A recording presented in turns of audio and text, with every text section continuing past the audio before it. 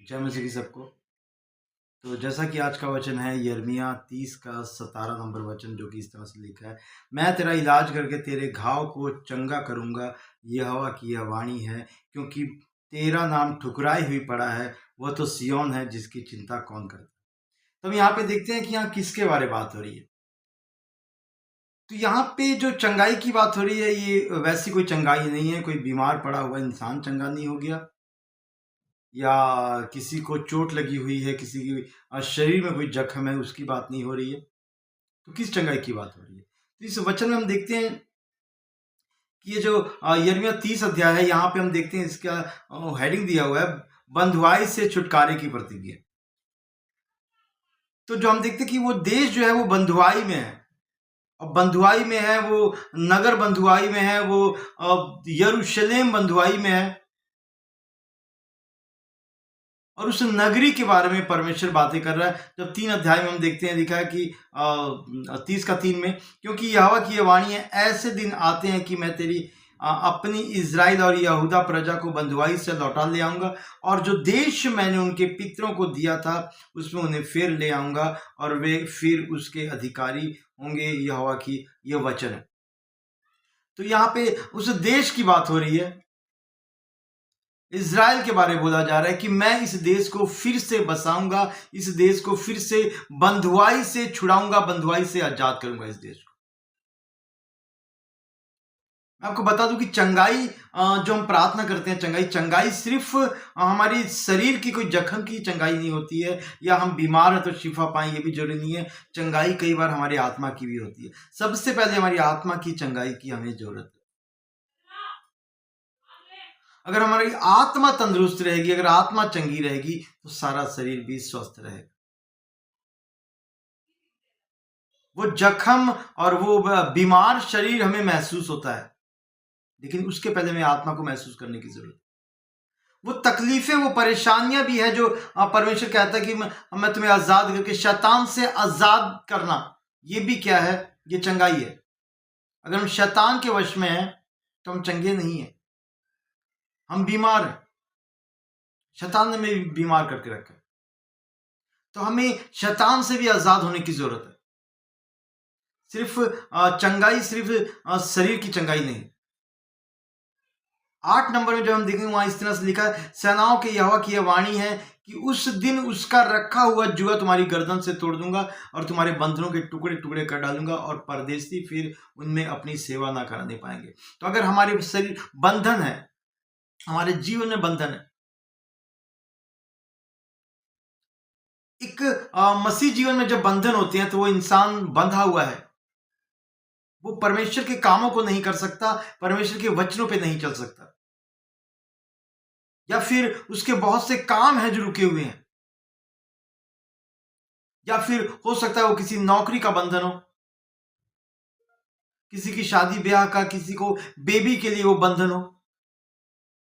परमेश्वर कहता है कि वो जुआ जो तुम्हारे गर्दन पे रखा हुआ है, मैं उससे क्या करूंगा? तोड़ डालूंगा, और तुम्हारे बंधन के भी टुकड़े टुकड़े कर डालूंगा। ये सब चीजें भी क्या है? एक बीमार की पहचान है। वो बीमार आत्मा, वो बीमार शरीर, उन सब से निजात देने की बात यहां पे की जा रही है। परमेश्वर कहता है कि मैं तुम्हें आजाद करूंगा, मैं तुम्हें पूरी तरह से स्वतंत्र करूंगा, क्योंकि तुम मसीह में स्वतंत्र होने के लिए बुलाए गए हो, बाइबल कहती है। और पुत्र जिसे स्वतंत्र करेगा वो स्वतंत्र हो जाएगा, जैसे कि हम नए नियम में देखते हैं इस वचन को। 15 नंबर में कुछ इस तरह से लिखा है, तू अपने घाव को मारे क्यों चिल्लाती है? तेरी पीड़ा की कोई औषध नहीं, तेरे बड़े अधर्म और भारी पापों के कारण मैंने तुझे ऐसा व्यवहार किया। तो इजरायली, जो कि हम देखते कि आए दिन परमेश्वर की आज्ञा को तोड़ते थे, गलत कामों को करते थे, परमेश्वर को रीस दिलाते थे, खीस दिलाते थे परमेश्वर को, और परमेश्वर आए दिन उन्हें बंधुआई में लेके जाता था, उन्हें तकलीफें देता था। तू अपने बड़े घाव के मारे क्यों चिल्लाती है? तेरा जो घाव है, तेरी जो तकलीफ है, वो किसकी वजह से है? तुम्हारी गलती की वजह से। अगर हमारे जीवन में कोई बंधन है तो उसकी कोई वजह है, वो हमारी कोई गलती है। हमें उसके लिए प्रार्थना करने की जरूरत है। परमेश्वर से तोड़ने में सामर्थ्य है, वो विश्वास योग्य और वो तोड़ता है। उसके लिए फास्ट करके, घुटने के बल आके हमें प्रार्थना करने की जरूरत है कि परमेश्वर मेरे बंधनों को तोड़। ताकि हम आजाद हो सके।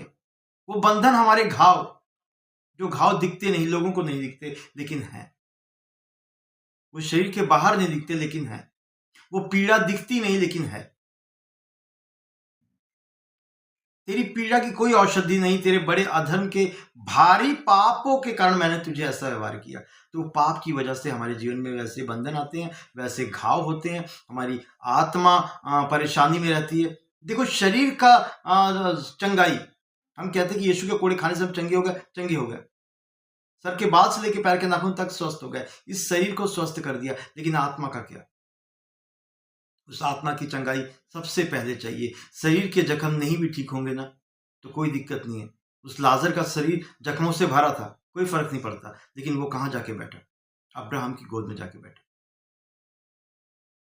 और वो अमीर इंसान जो तरह तरह के भोजन बना के टेबल में बैठ के खाता था और बचा हुआ टुकड़ा जूठन जो थे लाजर को फेंकता था, उसके शरीर में कहीं नहीं दिखा कोई घाव था, लेकिन वो कहाँ गया? आत्मा की चंगाई सबसे जरूरी है। आत्मा स्वस्थ है तो सारा शरीर भी स्वस्थ होगा। तो यही हमारा आज का वचन हमें है, जो कि वचन हमें बताता है कि मैं तेरा इलाज करके तेरे घाव को चंगा करूंगा। तो हम चाहिए कि परमेश्वर हमारा इलाज करे, हमारे घाव, जो हमारी आत्मा में घाव है, जो आत्मा में कमियां हैं, जो आत्मा, इंसान की आत्मा आज भी उसे लगता है वो आजाद है लेकिन वो शैतान का गुलाम हुआ पड़ा है, उन चीजों से आजादी की जरूरत है, तब हम आजाद होंगे। तो उसके लिए हमें प्रार्थना करने की जरूरत है, उसके लिए घुटने टेकने की जरूरत है, उसके लिए फास्ट करने की जरूरत है, उसके लिए बाइबल पढ़ने की जरूरत है और उसके वचनों पर चलने की जरूरत है। जय मसीह की खुदावंद इस वचन के द्वारा आप सबको बहुत सी आशीष दे।